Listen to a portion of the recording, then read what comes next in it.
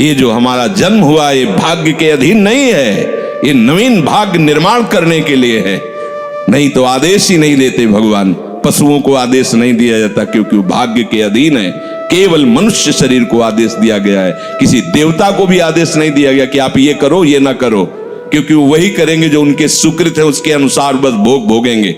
आगे कुछ नहीं कर सकते, नवीन कर्म नहीं कर सकते, न नारकी जी कर सकते हैं न स्वर्ग के कर सकते हैं। सब अपने अपने परिणाम को केवल भोग रहे हैं। यहां परिणाम उपस्थित करने का अवसर है। आप जो चाहो अपना परिणाम कर सकते हो। आप चाहो नरक जाओ, चाहे स्वर्ग जाओ, चाहे नारायण बन जाओ, जो चाहो कर सकते हो। मनुष्य शरीर है तो ऐसा शास्त्र स्वाध्याय और पंडिताई ज्ञान किस काम का जो भगवत प्राप्ति प्रारब्ध पे छोड़ दे। तो कुछ जन हैं जो शास्त्र स्वाध्याय करके या संतों की वाणी सुनकर इस विचार में आते हैं कि मुझे क्या करना चाहिए, परिवार का पोषण या भगवत प्राप्ति। दो विभाग कर लिए इसलिए खतरा है, निर्णय नहीं कर सकता। और सही पूछो तो दो विभाग है नहीं, एक ही बात है। समझ जाओ तो वहीं वहीं भगवत प्राप्ति हो जाएगी।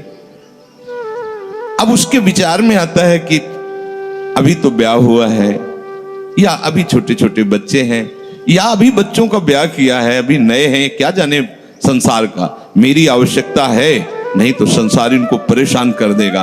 और वो अपने अहम जनित कर्ता भाव से ऐसा बंध जाता है कि निर्णय ही नहीं कर पाता। श्री चरणदास जी कह रहे, ए भाई समझो, जिस कर्तव्य को तुम विसार करके झूठे भाव को कर्तव्य मान रहे हो, अरे माया के दीवाने, अरे हिया नहीं रहना, करना अंत पयाना। यहां से जाना है, यहां से जाना है। ये भूल जाते हैं। माया की ऐसी भूल भुलैया है कि हमें शरीर में राग और शरीर संबंधियों के राग में सुख मिलने लगता है और लगता है कि मैं अविनाशी हूं। वैसे मैं तो अविनाशी ही है, पर विनाशी को लेकर मैं ये भूल कर बैठता है। और जिसको पकड़ा है वो सब विनाशी, सब विनाशी। गो गोचर जहां लग मन जाई, सो सब माया जानो भाई। दुनिया में लाखों का मेला जुड़ा, हंसा जब जब उड़ा तो अकेला उड़ा। समझो, ये माया की चाल है जो तुम्हें समझने नहीं दे रही। अरे भाई समझो, समझो, अरे माया के दीवानों, यहां से हमें जाना है, जाना है। कुछ साथ नहीं ले जाना है, कोई साथ नहीं जाएगा। बस तुम फंस गए हो मोह दलदल में। ये कुटुंब का मोह ऐसा मोह है कि कैसे तुम्हें बताएं। याद ही नहीं आती कि मुझे जाना है, याद ही नहीं आता कि सब छूटना है। ये समझ में नहीं आता कि मैं आया किस लिए। बड़ी विचित्र भूल भुलैया है। मोह कुटुंब के अवसर खोयो। दो बातें आती हैं, परिवार का पालन पोषण, ये धर्म पालन करूं, या हरि का भजन करके भगवत प्राप्ति करूं। तो बोले मोह कुटुंब के अवसर खोयो। अवसर मिला है तुमने, भलो पायो दांव रे, चूक ना अवसर प्यारे, भलो पायो दांव रे। बड़ा अच्छा अवसर मिला है भजन करने का, चूक गए तो फिर पछताना पड़ेगा। हरि की शुद्ध बिसराई। अब वो निर्णय करता है परिवार के पोषण का, क्योंकि मोह ममता है। पीछे का हर बार सत्संग में कहते हैं कि पीछे का रास्ता एकदम बंद हो जाना चाहिए, कि आगे कोई भयावह स्थिति आवे तो लौटने का रास्ता नहीं रहना चाहिए। उपासक को पीछे का मार्ग बंद कर देना चाहिए। पर होता क्या है, अपने लोग बहुत कमजोर हैं, तो कदम ऐसे रखते हैं पर पीछे वाला पुष्ट बनाए रखते हैं कि अगर इधर थोड़ी भी आंच लगी तो कदम पीछे करके सुरक्षित हो जाए। वो सुरक्षित नहीं है, वो सुरक्षित नहीं है, वो असुरक्षा है। परिवार का राग, अन्य भरोसा, किसी देहधारी का भरोसा, किसी वस्तुओं, ये भरोसे लायक चीज है। अरे क्षण में बिगड़ जाने वाली चीज है। भरोसा तो हरि का है, भरोसा तो हरि गुरु चरण सेवा अनुसरो। ये भरोसा कभी तुम्हें विश्वासहीन नहीं होने देगा। ये भरोसा कभी धोखा नहीं। साधुते हो न कारज हानि, कभी तुम्हारा मंगल नहीं हो सकता। मोह कुटुंब के अवसर खोयो हरि की शुद्ध बिसराई। अब दिन तो बैल की तरह काम करने में व्यतीत हो रहा है और रात्रि नींद और भोग में समाप्त हो रही है। आठों पहर की 60 घड़ियां बेकार में इसने व्यतीत कर दी। एक क्षण भी शांति से बैठकर विचार नहीं किया कि मेरा जन्म किस लिए हुआ है, मैं क्या कर रहा हूं, और अपना कुशल चाहता है। एक छिन हरि को नाम लीनो कुशल कहां ते हुई, तब लग कुशलन जीव को सपने हो मन विश्राम। स्वप्न में भी शांति नहीं मिल सकती जब तक भजन नहीं करोगे। बालक अवस्था तो खेल में चली गई, जवानी हुआ तो अहंकार मद छाया, मैं करता मैं भोगता इसमें चली गई। जब वृद्ध आया तो रोग और चिंताओं ने घेर लिया। अब इतना दुखी है कि वो सोच भी नहीं सकता कि मैं इनसे दूर होकर भजन कर लूं।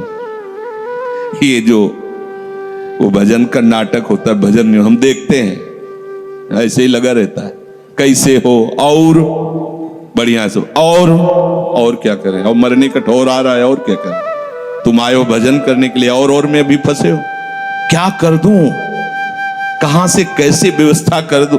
हम ही चला रहे हैं, भले वृंदावन में बैठे परिवार हमारे अनुसार चलेगा, हमारे ही, नहीं तो नष्ट हो जाएंगे।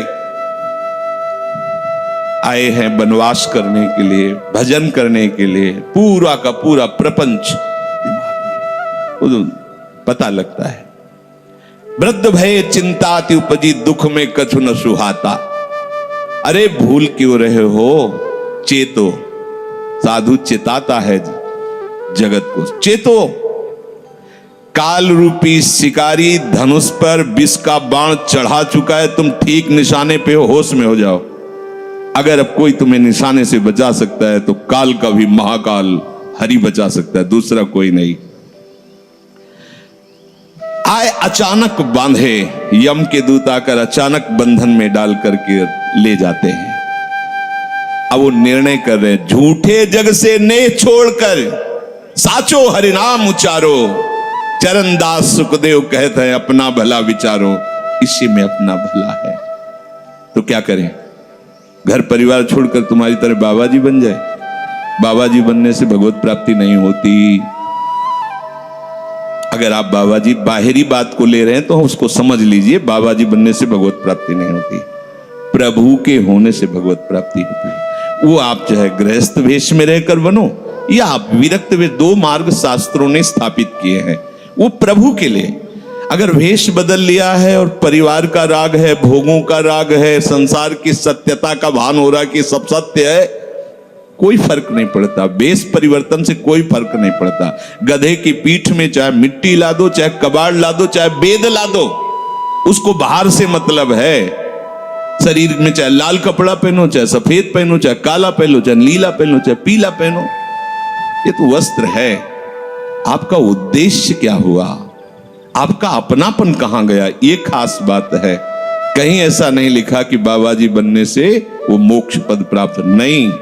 जहां संत की बात आएगी वहां लक्षण होंगे, जहां भगवत प्राप्ति की बात आएगी वहां मन का प्रभु में तन्मयता होना, प्रभु में डूबना, प्रभु के चिंतन में मगन होना होगा। वो चाहे गृहस्थ हो चाहे विरक्त हो, दोनों के। एक है कि संसार का व्यवहार पसंद नहीं तो निवृत्ति मार्ग का पथिक बन गया, और एक है कि संसार के व्यवहार को भगवत स्वरूप समझकर, भगवत अर्पित करते हुए अपने को प्रभु का मानकर, प्रभु को अपना मानकर चल रहा है, ठीक वैसे ही भगवत प्राप्ति उसको भी होगी।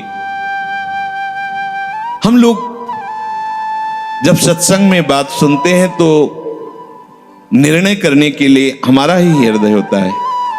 अब लगा कि नहीं ठीक है, भजन तो करना है, पर हम ऐसा नहीं है कि कर्तव्य के लिए रुक रहे, पर कुछ समय अब हम लेंगे, फटाफट सब निपटा के। तो तुमसे भी चतुर काल है, वो उतने ही समय में तुम्हें निपटा देगा। बहुत चतुर है। हमने बहुत से लोगों के मुझसे सुना है कि बस ये काम हो जाए हम आए, आज तक वो लौट के नहीं आ पाए, क्योंकि वो गली ऐसी है, क्या है, बहुत दलदल है आगे। जो गया ना मोह कलिल में डूबा, अब निकल पाना बड़ा मुश्किल है। सत्संग में इतना सामर्थ्य है कि अभी आप सुन रहे हो, अभी आपको ऐसे सब ऐसे लगेगा, ऐसे ऐसे निकल जाएंगे, और गेट के बाहर होइएगा, वो हवा लगने दीजिए, तब लगे कैसे निकले। ऐसी प्रचंड माया है। इसीलिए तनहि राख सत्संग में तो मन ही प्रेम रस भेयो। तब मन प्रेम रस में बराबर सत्संग होता रहे, बराबर साधु संग मिले। ऐ साधु, ये तमाशा है, तमाशा बस 2 घड़ी का तमाशा है। यहां जितने इकट्ठे हुए हो ये सब मिल नहीं सकते। माता पिता भाई बंधु सब बिछुड़ते चले जा रहे हैं। जो ही आकर सब इकट्ठे मिले हो, ये कभी इकट्ठे नहीं रह सकते। ये कुछ समय का है। संतों ने इसे 2 घड़ी का ऐसे ऐसे व्यतीत हुआ। हम लोग परिवार को अपना मैं मानकर, मेरा मानकर के जो पोषित कर रहे हैं, वो कुछ समय के लिए है। जैसे नाव नदी के ऊपर बाट बटाऊ आए, मिल मिल जुदे होए पल माही आप को जावे। जैसे नदी पार करने के लिए 50 लोग इकट्ठे हुए नाव में बैठे, नाव किनारे पहुंचे, सब अपने अपने मार्ग को चले जाते हैं, कोई किसी का साथ नहीं देता है। ऐसे ही मृत्यु का समय आया, आप कितना भी प्यार करो, वो लौट के आपसे पूछने के लिए नहीं आएगा आप कैसे हो, या आपने कितना भी सबके लिए किया है, मोह से युक्त होकर अपना जीवन, विशेष जीवन आपने दे दिया, लेकिन आपकी क्या दुर्गति होगी किसी को कोई परवाह नहीं है। फूंक ताप के 10-5 दिन में वो जो दिन क्रिया हुई, इसके बाद सब मौज मस्ती में होते हैं। कोई तुम्हारा चिंतन, कोई तुम्हारा नाम नहीं लेगा, कोई तुम्हारे लिए आंसू नहीं बहाएगा। वो अगर कोई रोता है तो हमने सुना है कैसे रोता है। आज तक हमने जो कहा वही इन्होंने पूरा किया, मतलब अपनी कामनाओं की पूर्ति के लिए रोता है। अब कौन हमारी बात सुनेगा। तुम कितना हमें चाहते थे, कोई नहीं उतना चाहता। क्या कह के रो रहा है, क्या कह के रो रहा है? अपनी कामनाओं की, स्वार्थ की पूर्ति के लिए रो रहा, तुम्हारे लिए नहीं रो रहा। वो ये भगवान का बगीचा है संसार, रंग बिरंगे फूल हैं। कुछ तो कली ही मुरझा कर नष्ट हो जाती है, कुछ फूल खिलकर नष्ट हो जाते हैं, कुछ में ऐसी सुगंध आती, थोड़ा सुगंध फैलती, वो भी नष्ट हो जाते हैं। ये बगीचा केवल देखने में सुहावना लगता है बड़ा भयावना। इसमें मृत्यु का तांडव हो रहा है। आप देखो, प्रतिपल मृत्यु भयावा, पर कैसी माया है। सामने वाला पतिंगा जला, फिर भी वो जाके उसी में जलता है। ऐसे फूंक के आ रहे हैं एक को, और उनको ये वैराग्य नहीं हो रहा कि मेरे शरीर की भी यही दशा होनी, मुझे कुछ कर लेना चाहिए। ऐसी कुछ कर लेना चाहिए जिससे हम कालातीत अवस्था को प्राप्त हो जाए। क्यों नहीं कर पाता? दारा सुत संपत्ति को सुख, ज्यों मोती ओस बिलावे, ह्या ही मिले और ह्या ही नासे, ता क्यों पछतावे। अरे भाई, ये पुत्र और परिवार का मिलन और ये सुख ऐसा है जैसे पत्ते में ओस की बूंद, कितने सेकंड में ढल जाएगी कुछ पता नहीं। ऐसे ही ये है।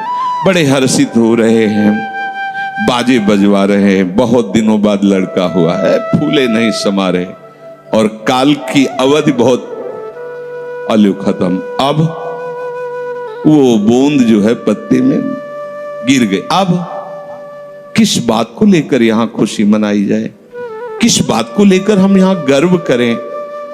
बहुत सावधानी की जरूरत है। जो यहां मिला वो यहीं छूट जाएगा। आप जब जाओगे तो आपके साथ हरि भजन वो किया नहीं, आपके साथ ही हरि उनको माना नहीं। क्या करो, कुछ दे दे, क्या? सबको सुख देने की भावना, सब में प्रभु की भावना, जो भी तुम्हारे पास मन वचन कर्म से प्राप्त हुआ है वो सबको सुख देने के लिए है। सब में प्रभु है। ये बात समझ में नहीं आएगी, सबको क्यों सुख दें? क्योंकि सुख मिलना है। आप सिद्धांत समझो, आप सबके सुखों को खींच करके उनको दुख देकर सुखी होना चाहते हो, तो वो दुख लौटकर बड़ा भारी रूप रख करके आपको भोगना पड़ेगा। आप दूसरे को सुख दिए तो सुख लौट के बड़ा भारी सुख आपको देगा। ये सिद्धांत समझो ना, पर समझ ठीक है नहीं। तो हम दूसरे को दुख दे करके अपने को सुखी मानना चाहते तो वो दुख बहुत बड़ा रूप रख के आता है और हम दुखी हो जाते हैं। नहीं, आज तक तो सब लोग सुख के लिए ही कर रहे हो, तो सुखी हो जाना चाहिए। मतलब गलत है, कहीं ना कहीं सिद्धांत गलत है। सत्संगति को लाभ बड़ो है, साधु भक्त समझावे, चरण दास ही राम सुमिर ले, गुरु सुखदेव बतावे। चरणदास जी कह रहे, तुम्हारा परम हितकारी हरि है, उसी से नेह लगा लो, सदगुरु के वचनों पर विश्वास करो, प्रभु के नाम का निरंतर रटन करो। अब ये बात हमारी समझ में आई सत्संग के द्वारा कि हमारे जीवन के जो दो उद्देश्य बन रहे थे कि एक तो क्या करें, परिवार का पोषण करें या हरि भजन करें। तो दो भाव जो बने थे उनको तो मिटार दो, दो है ही नहीं।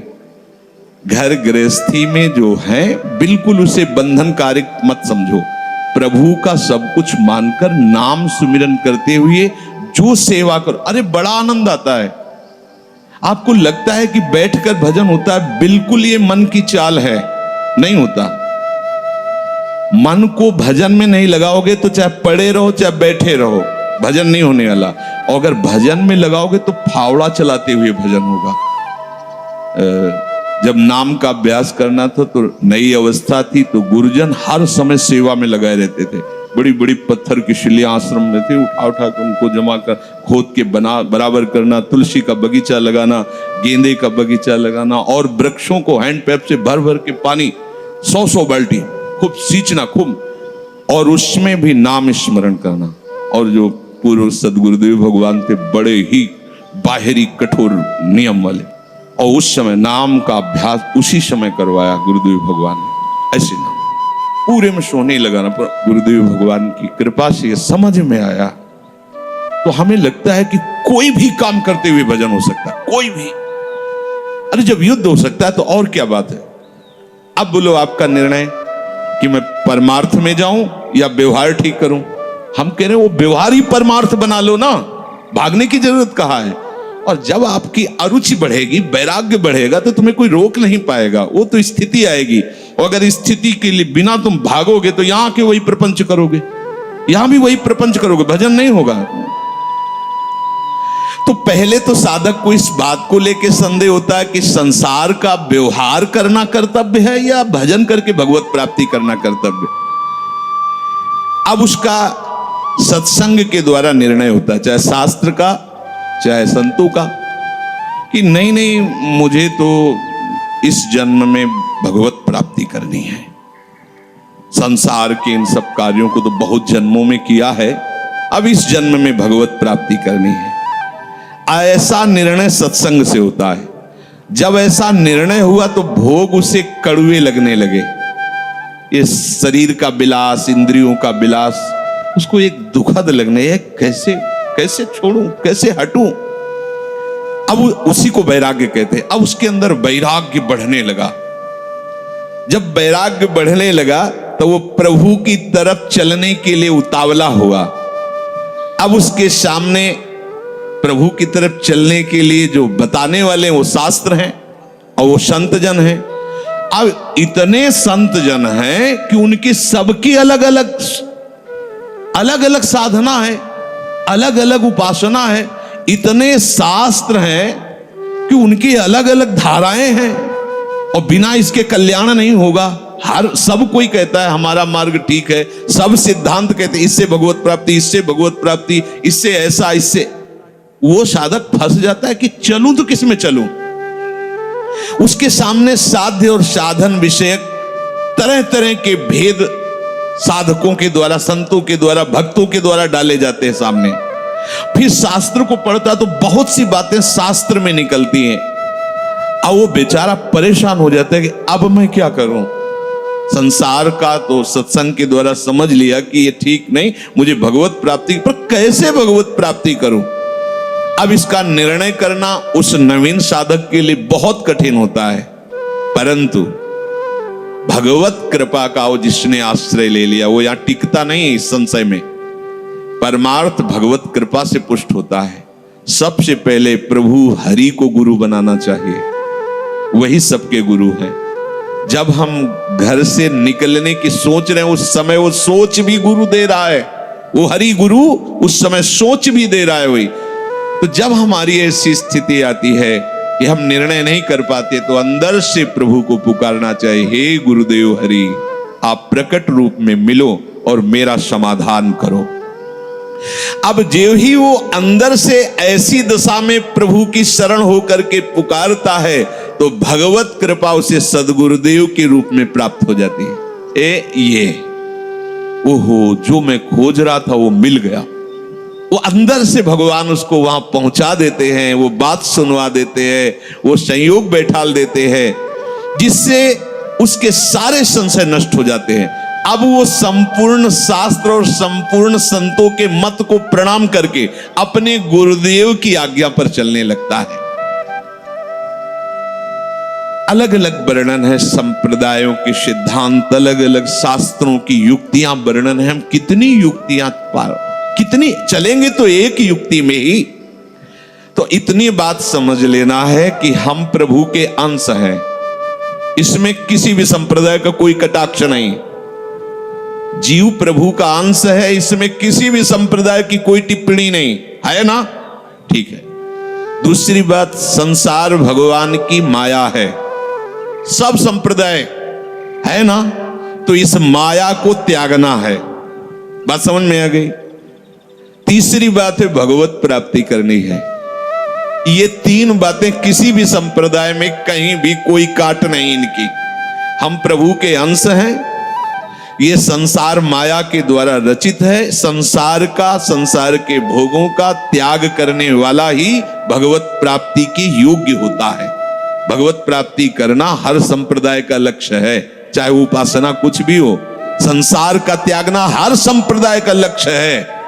कोई भी आप शास्त्र सिद्धांत या संप्रदाय देखिए, संसार के भोगों का, संसार की आसक्ति का त्याग, और हम प्रभु के हैं, ये सिद्ध बात है। किसी भी संप्रदाय में हो, जीव भगवान का अंश है, ये निश्चित बात है।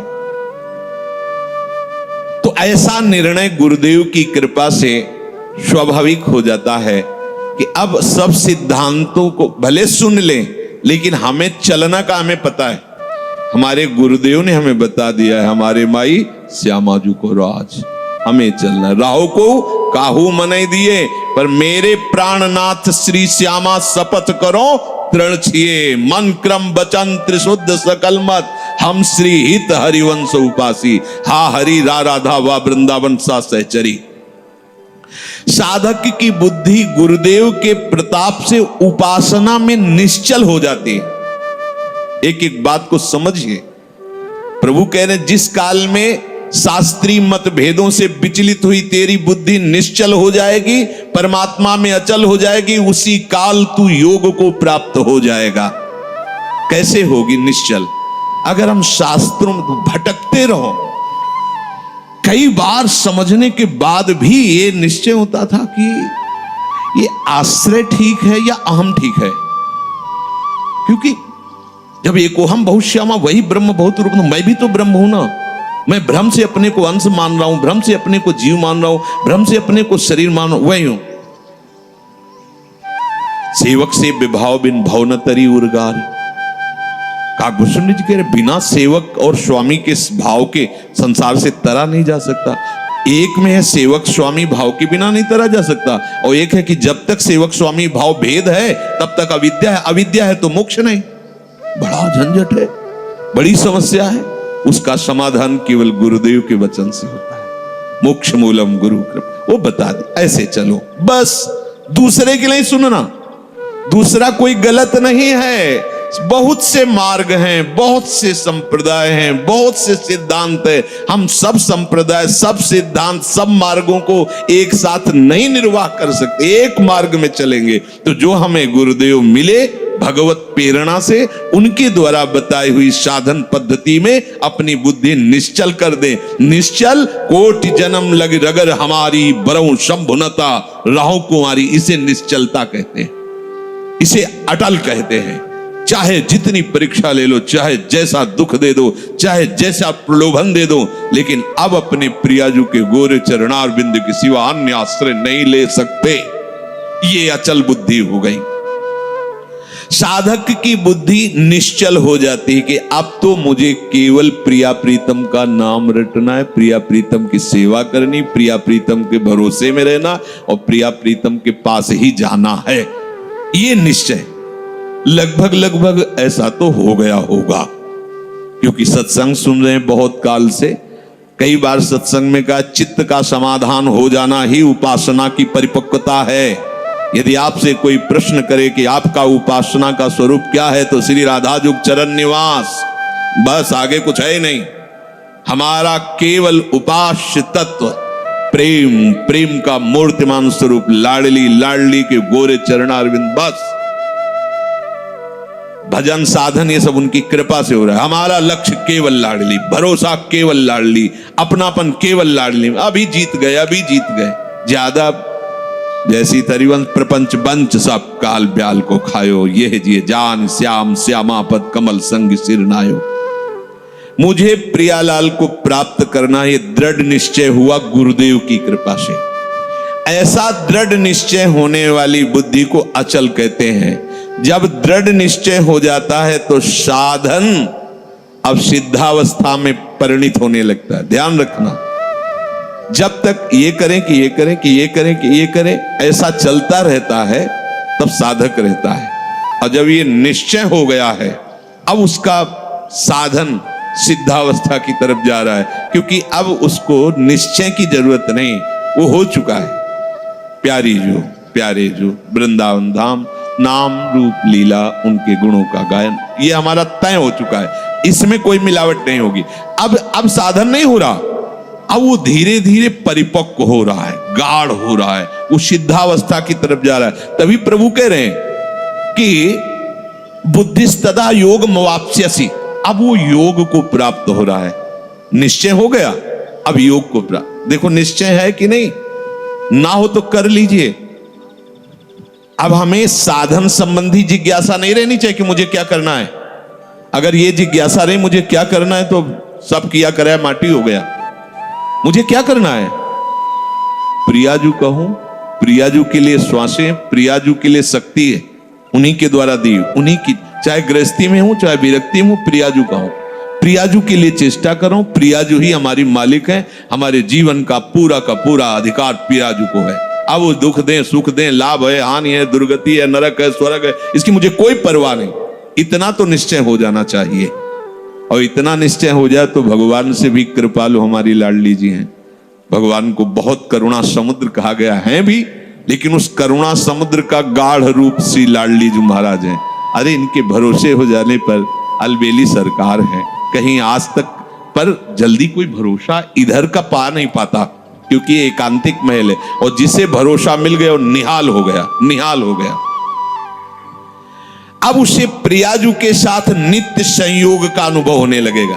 ध्यान दीजिए, बुद्धि का निश्चय, उपासना का परिपक्व अवस्था की तरफ पदार्पण हो रहा है। अब उसे प्रतिपल लग रहा है कि प्रियाजू हमारे साथ है।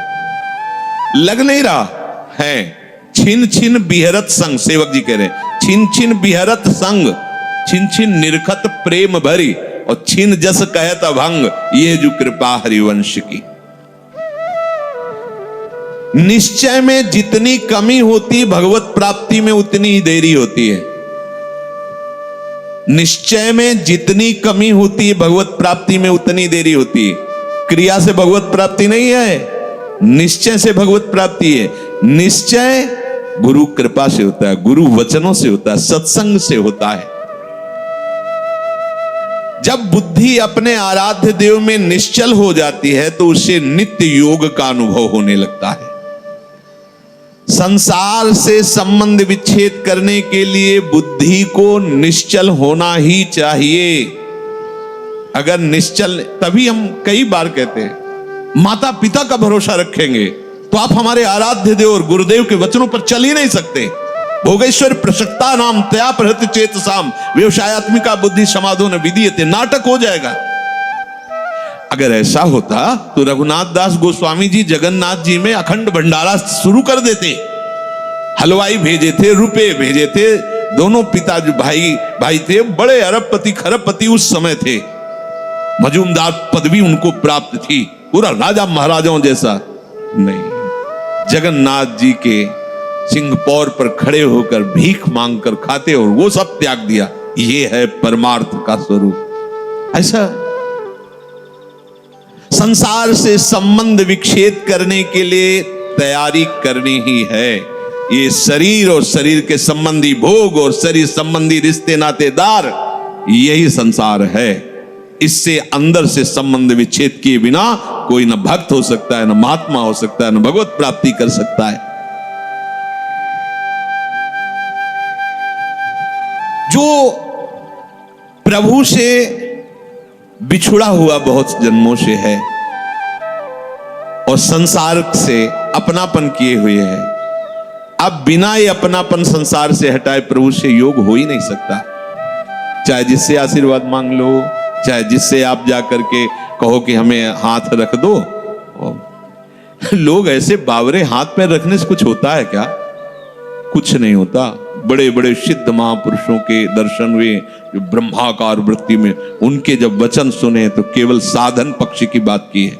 आप अपने भजन पर अधिकार रखो, केवल आप अपने संयम नियम पर अधिकार रखो, अपनापन प्रभु से रखो। बस यही आशीर्वाद है कि तुम्हारा साधन बन जाए, तुम्हारा उपासना में मन लग जाए, ये आशीर्वाद है। अगर इसमें नहीं लगा तो कोई आशीर्वाद फलीभूत नहीं होगा। ये सब भ्रम की बातें छोड़ दो। नौटंकी नाटक अलग चीज है। ये ले उसे संतरा और हाथ सहला दिया और लिफाफा रख दिया, ये नाटक तो बहुत बढ़िया हो सकता है, लेकिन ये आशीर्वाद मत समझना।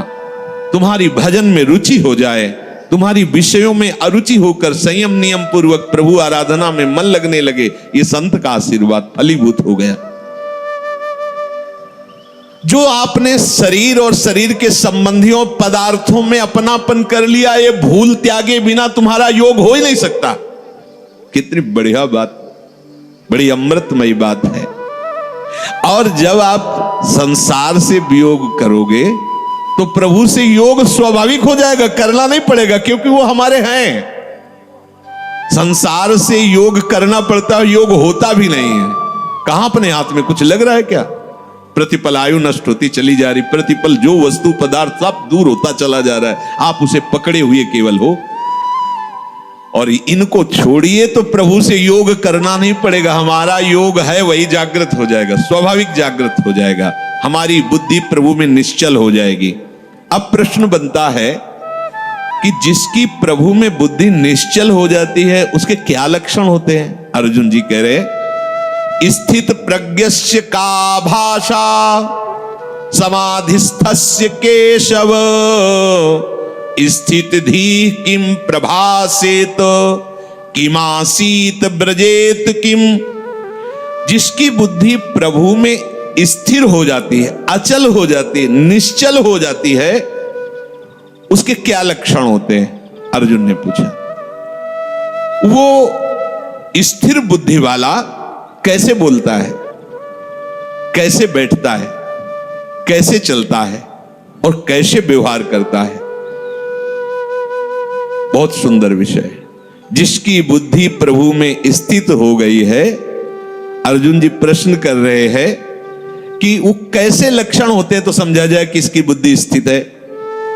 वो कैसे बोलता है, उसकी वाणी से कैसे पहचान किया जाए कि जो बोल रहा है ये स्थिर बुद्धि वाला है, या जो बोल रहा है वो चलायमान बुद्धि वाला है। अभी परमात्मा में इसकी निश्चयात्मिका बुद्धि नहीं हुई है। वो बैठता कैसे है, वो व्यवहार कैसे करता है, वो चलता कैसे है? अर्जुन जी ने ऐसा प्रश्न किया तो प्रभु उत्तर दे रहे हैं कि प्रजहाति यदा कामान, बहुत अमृतमय वचन है। प्रजहाति यदा कामान सर्वान् पार्थ मनोगतान् आत्मन्येवात्मन तुष्टः स्थित प्रज्ञस्तदोच्यते। आहा, जो स्थित प्रज्ञ बुद्धि, स्थित अचल, जिसकी बुद्धि अपने आराध्य देव में अचल हो गई है। किसकी? जिसकी संपूर्ण कामनाएं भली भांति शांत हो गई है। सर्वान् कामान, संपूर्ण कामनाएं प्रजहाति, भली भांति शांत हो गई, अब कुछ नहीं चाहिए। वो अपने आप से अपने आप में संतुष्ट रहता है। इसके दो भाव हैं कि वो अपने आत्म स्वरूप में नित्य आनंद में डूबा रहता है। भक्ति में वो अपने आप से अपने आप में आनंदित। अपने आप कौन है? हमारे प्रभु है। किसी क्रिया से नहीं, किसी पदार्थ से नहीं, बाहरी किसी सपोर्ट से नहीं, इसीलिए अपने आप से, आत्मन्ने वात्मना तुष्टा, अपने आप से। प्रियाजू को सबसे ज्यादा प्रसन्नता और सुख पहुंचाने वाली बात है आपको अपने आप को दे देना है। यही सबसे बड़ी सेवा है। हम लोग बचा के अपने को रखते हैं और पदार्थ आदि देना चाहते हैं। हम महीना तुम्हें दे सकते हैं, हम रुपए क्या भोग सामग्री दे, लेकिन हम, हमारे लड़के, हमारा परिवार, हमारी हम, ये सब मायाकृत है वस्तु, जो जहां जैसा ठीक है। आप अपने आप को दे दो, ऐसा नहीं हो पाता। आप अपने आप को बचा के रखते हैं, अपना अस्तित्व बना रखते हैं, रंग नहीं आएगा। मैं ये मन आदत सो मई बुद्धिम निवेश है, मेरे में मन बुद्धि को अर्पित कर दो। फिर जब आता है कि कैसे करें, फिर वो साधन पद्धति प्रारंभ कर दी जाती है। नहीं तो सही पूछो, इसमें साधन का कोई योग नहीं होता। आप समझ नहीं पाते, इसलिए साधन का योग कि करो, धीरे धीरे आपकी जो पूर्वाभ्यास हो मिटे, तब ये बात सीधे प्रियाजू की प्राप्ति के लिए आप पर्याप्त हैं। निश्चय कर लो श्यामाजू की। अब जैसी दिनचर्या है उस पर थोड़ी दृष्टि डाल लो कि श्यामाजू के विरुद्ध आचरण ना होने पाए। मस्त रहो, भरोसे पे मस्त रहो। देखो सारे सद्गुण देवी संपदा आपके अंदर आ जाएगी। सारे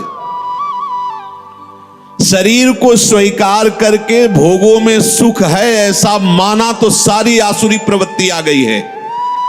मानने मात्र से आपने केवल माना कि मैं विरक्त हूं तो बहुत से अंकुश अपने आप लग गए। विरक्त जहां आपकी मान्यता होती वैसा रंग चढ़ने लगता है। मैं प्रियाजू का हूं, प्रियाजू मेरी हैं, ऐसी मान्यता से सारे भागवतिक सद्गुण आ जाएंगे जो महात्मा में होते हैं, जो रसिकों में होते हैं, जो भगवत प्रेमियों में होते हैं। अब ये बात समझ में नहीं आती, इसलिए फिर लगाया जाता है आप ऐसा करो, इनको त्यागो, उनको छोटे छोटे सब करते हुए जब यहां आता है, अगर वो अपने आप को नहीं दिया, ये सब कर रहा है तो उसका फल होगा प्रियाजू नहीं मिलेंगी। अपने आप को कर तो अभी से समझ लो, अभी से आपको प्रियाजू मिलेंगे, अपने आप को समर्पित। पर समर्पित का कोई अस्तित्व नहीं होता। जैसे रूपलाल हित हाथ बिकाने निधि पाई मन मानी। अब ये समझ पाओ तो समझ पाओ, नहीं तो फिर साधन में लगो। धीरे धीरे जब साधन में लगते जाओगे तो अभी क्या है, इतनी बहिर्मुखता है कि फिर क्रियाओं को, फिर क्रिया जिनसे होती है उन करणों को जब हम धीरे धीरे उधर मोड़ने लगते हैं, तो चूंकि इन्हीं के पीछे हम चल रहे थे, यद्यपि उल्टा है बात, इन्हीं के पीछे चल रहे थे, इसलिए धीरे धीरे लगने लगता है मैं प्रियाजू का हूं। ये बहुत लंबा सफर है। अगर आप स्वीकार कर ले मैं प्रियाजू को, तो आपके करण और आपकी चेष्टाएं सब अभी इसी क्षण से प्रियाजू को समर्पित होने लगेंगी। वो समझ नहीं आती, क्योंकि बहुत समय से अपनापन शरीर और शरीर संबंधी भोगों और शरीर संबंधी रिश्ते नातों में, इसलिए कहने का होता है अरे नहीं अब तो हमारे माता पिता आप ही हो। अब तो जब अवसर आता है तो माता पिता के पास होते हैं, एक भी बात गुरु की नहीं माननी, एक भी बात शास्त्र की नहीं। ये कहने सुनने से कोई बात नहीं बनती, स्वीकृति से होता है। यहां प्रभु कह रहे हैं प्रजहात यदा कामान सर्वान पार्थ मनोगतान। जब उपासक ये निश्चय कर लेता है कि प्रभु के सिवा मेरा कोई नहीं, अब जो कामनाएं होती वो सुख के लिए होती। कोई भी कामना, ये खाऊं, ये देखूं, ये सुनूं, चलो हमारी ऊंची स्थिति नहीं, पर उसे हम प्रियाजू के ऊपर छोड़ देते हैं। अगर हमें हलवा मिलना है पाने को, तो तुम ना करो, तुमको वही पाना पड़ेगा। जिधर भी जाओगे हलवा मिलेगा, क्योंकि तुम्हें पाना है प्रियाजू को। और नहीं पाना है तो चिंतन ही करते रहो, मिलना नहीं है। क्योंकि आप तो काहे को चिंतन, अगर कामना स्फुरित भी होती है तो उसे सीधे प्रियाजू को समर्पित करो। देखो प्रियाजू ये बात है, एक तो समर्पित करने की जरूरत नहीं, उनका मकान वो खुद जान रही, कौन सी खिड़की टूट रही, कौन सा कहां क्या हो रहा, उनका मकान है ये। बिल्कुल सीधे समझो, जब मकान नाम में कर दिया तो उसकी छिपकली भी उसी में हो गई, जाला भी हो गया, मकड़ी भी हो गई, और उसकी जो गंदगी वो भी उन्हीं के नाम हो गई। आप समझो, बिल्कुल समझो, मकान नाम हो गया ना, जैसे कहते सब पूरा हो गया उसमें, अच्छा बुरा जो भी था सब नाम। ऐसे ही जीवन प्रभु के हवाले कर दिया। अब आप निश्चिंत। एक सूत्र नारद जी ने लिखा है कि जो उपासक ऐसा समर्पित हो जाता है, उसके काम क्रोध लोभ मोह मद मत्सर ये भी समर्पित हो जाते हैं, ये सब भगवत स्वरूप हो जाते हैं। ये विरोध तभी करते हैं जब हम भगवत विमुख है, देहाभिमानी, इसलिए जलाते हैं, हमें भ्रष्ट करते हैं। और जिस समय आप भगवत समर्प, तो ये सब भगवत स्वरूप हो जाते हैं, ये सब प्रभु को समर्पित हो जाते हैं। जिस समय उपासक मन में आई हुई संपूर्ण कामनाओं को भली भांति त्याग देता है, अब ये थोड़ा समझना होगा यार, रुक के। हमारे अंदर जो सुख भोग की लालसा यही कामना पैदा करती है। हम कहते हैं ठीक है तुम्हें कोई ज्ञान नहीं, पर एक पर विश्वास कर लिया, जैसे मान लो आप यहां अधीन हो गए राधा के कुंज में स्वामी जी के, तो अब तुम्हें इच्छा करने की क्या जरूरत है कि हमको ये भोजन में मिले, क्योंकि तुम थोड़ी, अब तो जो श्री जी का भोग लगेगा वो आपको मिलेगा। अगर आपके अंदर आता भी है अज्ञान के कारण, यद्यपि आपको जरूरत नहीं किसी भी भोग की, आप बहुत सुख स्वरूप हैं, किसी भी भोग से आपको सुख नहीं मिला है, ना मिलेगा और ना है। आप इतने सुख सिंधु हैं कि बिल्कुल ये समझ लो तटस्थ हैं। जैसे प्रभु सुख राशि, ऐसे आप भी सुख राशि। ईश्वरंश जीव अविनाशी, चेतन अमल सहज सुख राशि। पर अपने स्वरूप का बोध न होने के कारण शरीर भाव से आपके अंदर जो कामनाएं, तो जब शरीर समर्पित कर दिया तो कामनाएं भी समर्पित हो गई। अब आपको चाहिए कि धैर्य पूर्वक ये देखो कि हमारे अंदर जो कामनाएं हो रही हैं वो विषय सेवन के लिए हो रही हैं। अब मेरा अधिकार नहीं है क्योंकि श्री जी को समर्पित है। अगर ये होना होगा तो अब हमको इसके विषय में नहीं सोचना है, अब वो हमारे योगक्षेम का वहन करेंगे, अब हमें चिंता नहीं करनी। इस भाव से कामनाओं के जो आप जलन में जलते उसको त्यागो, क्योंकि बिना कामना त्यागे आगे बात नहीं मिली। कामना करते क्यों, कामना करते हो सच्ची मानिए, जैसे बिना कामना के तुम्हें दुख भोगना पड़ता है, ऐसे बिना कामना के सुख भोगना पड़ेगा। अच्छा, ये तो कर्म की बात कही, लेकिन हम कर्म के आश्रय में थोड़ी, प्रियाजू के आश्रय। अब जिससे आपका मंगल होगा वही वस्तु व्यक्ति स्थान आपके संयोग में आने देंगी, नहीं आने देंगी। आप बेपरवाह हो जाओ, एकदम ऐसे हो जाओ, हम तो बहुत नीच है, हम तो कामी है, हम तो ये है वो, तो नामे क्या किया तुमने? गुरु के सन्मुख होकर के रजिस्ट्री किसकी की थी? किसकी रजिस्ट्री की थी? धोखा क्यों? प्रभु से धोखा क्यों? तनुवांग मनोभिर, शरीर मन वाणी लिखित, हे गुरुदेव। ये शरणागति का मतलब क्या होता है? हे गुरुदेव, जैसे जज के सामने नहीं कि हम अपनी संपत्ति इनको ट्रांसफर करते हैं, तो हे गुरुदेव आपने जो परिचय बताया प्रिया प्रीतम का, आपने जो नाम दिया, आपने जो मंत्र दिया, आप तन मन वाणी सब आराध्य देव के चरणों में समर्पित है। अब बोलो आपका बोलने का क्या अधिकार? आप पूरे के पूरे अहम में रहते हो, लिखा पढ़ी भी कर दे तो कैसे होगा?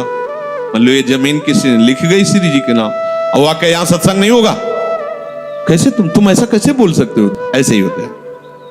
आप कहते हो कि तनुवांग मनोभिर मलय सोहम तविवाश्रित, और फिर इसके बाद अहंकार का खेल दिखाते हो, तो दिव्य शक्तियां जो आपको धक्का मार के बाहर निकल, झूठा कहीं का। नहीं तो भगवत प्राप्ति हो गई है, किसी साधन से नहीं, श्री जी के नाम में कर दिया। श्री जी के नाम में कर दो ना, अंदर की बात है, किसी को बाहर थोड़ी बताने की बात। अब आप अभी निश्चिंत हो गए, जब पवाएंगे पालेंगे, जब सुलाएंगे सो जाएंगे, जब जगाएंगे जग गए, जब जो सेवा करवा रहे हो सेवा हो रहे, नहीं हो रहा तो हमारी भगवत प्राप्ति है। क्योंकि हम जितने बूढ़े शरीर वाले हो चाहे जवान शरीर वाले हो, क्रियापरायण हो चाहे निष्क्रिय हो, हम अपने आप को श्री जी के हवाले कर दिया है। कामी है, क्रोधी है, लोभी है, मलिन है, जैसे भी है, जैसे पूरा का पूरा मकान आपके नाम। अब बेपरवाह हो जाओ, पर करते नहीं हो इसीलिए बेपरवाह नहीं हो। अगर कर दो तो अभी नाच पड़ोगे बाजी जीत, तभी तो बलिहारी गुरु चरणों की होती है, ऐसे थोड़ी बलिहारी। इतना बड़ा समस्या ऐसे मिटा दिया, बलिहारी बलिहारी बलिहारी हृदय में बार नाम सुकृत धन अपनी जीवन अति हित मान देत वरदान। ये हमें बहुत बड़ी वस्तु मिल गई।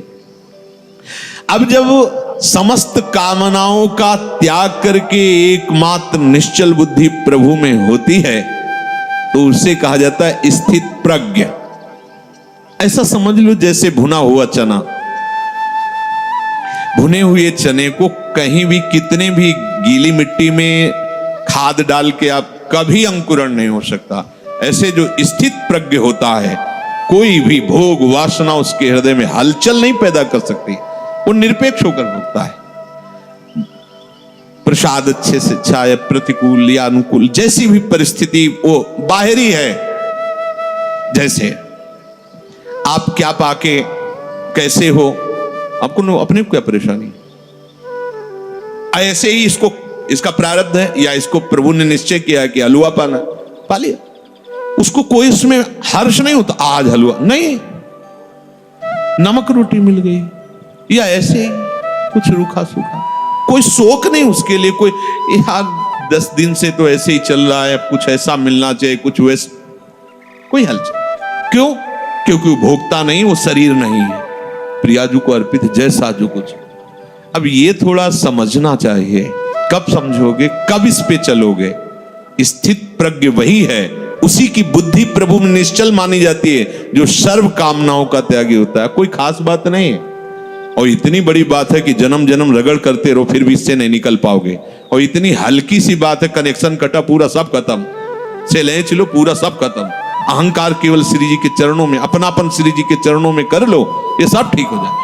सब बिगड़ा रहे तो भी भवन किसने खरीदा है? ये भवन किसका है? खंडहर पड़ा है, टूटा है, जाला है, कोई शोभा नहीं, बैठने लायक नहीं है, बढ़िया है, लेकिन खरीदा किसने? बोले अमुक। अरे बोले 2 मिनट में सब ठीक कर देगा। उसके लिए क्या है ये? बस आज वो अपिचेत सुदुराचारो भजते माम मनन्य भाग साधुरेव समन्तव्य सम्यक व्यवसिता। ऐसा खरीदा किसने है? प्रभु के वचन है, गीता जी में आगे आएगा। अपिचेत सुदुराचारो, सुमन सांगोपांग दुराचार करने वाला वर्तमान में, लेकिन उसने निश्चय कर लिया कि अब मेरा केवल भगवान ही उद्धार कर सकते हैं, मैं बहुत नीच और पापी हूं, केवल भगवान ही। भगवान करे साधु मानो, बोले कैसे माने साधु, ये तो खंडहर पड़ा है, हर जगह से बेकार है। बोले हम बनवा देंगे, हम बनवा देंगे। अच्छा, उनके बनवाने में ईंट गारा की जरूरत नहीं, दृष्टि में बदल जाएगा। मैं बनाऊंगा साधु से, करो सत्य ते साधु सब, ठेका ले लिया, अब बात बन गई। बिल्कुल सहज सरल बात तुम्हें बता रहे हैं। भगवत प्राप्ति करने के लिए अपने आप को जैसे हो वैसे के वैसे प्रभु के चरणों में लिखित दे दो। कहां से लिखित? हृदय से। अब आपका प्रश्न उत्तर नहीं बनता है, आप अंदर से शांति से बैठकर, ब्रह्म मुहूर्त का समय है, मेरे बनाए ना बनेगी कोटि कल्प लो।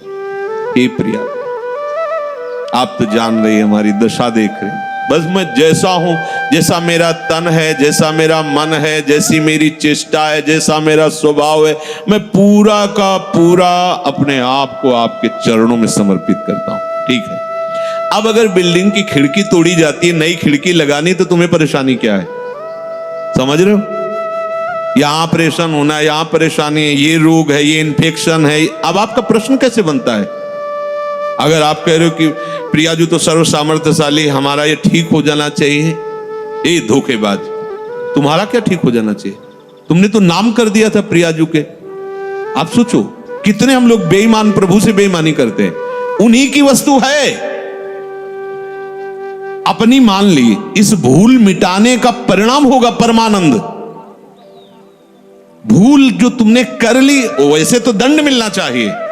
प्रभु की वस्तु पर अपना अधिकार, अपना स्वामित्व कर रहे हैं, चलो, पर भूल मिटा दी तो उसका परिणाम होगा परमानंद। अब आपका प्रश्न नहीं बनता। अभी तक तो 10 वर्ष हो गए, दृश्य नहीं बदला, कोई चमत्कार नहीं, कोई सिद्धि नहीं, वो वही मन में जलन हुई।